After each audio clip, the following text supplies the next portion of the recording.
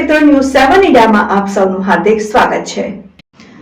Jhagadia જીઆઈડીસીની red and Taylor કંપનીની કર્મચારી લઈ જતી ગાડી પલટી મારી ગાડીમાં સવાર ડ્રાઈવર સહિત 6 ઇસમો પૈકી એકનું મોત, 5ને ઈજા।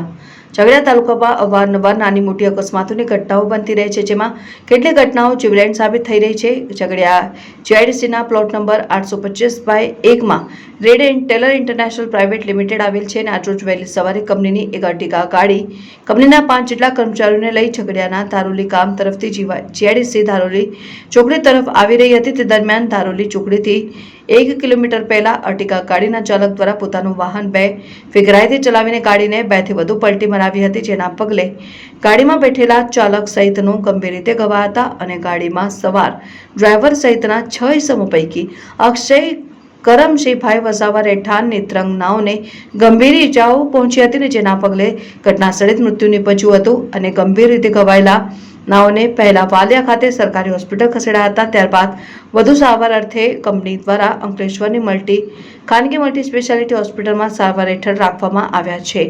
Reporter Abdul Rauf Khatri, news 7 India, Umalla.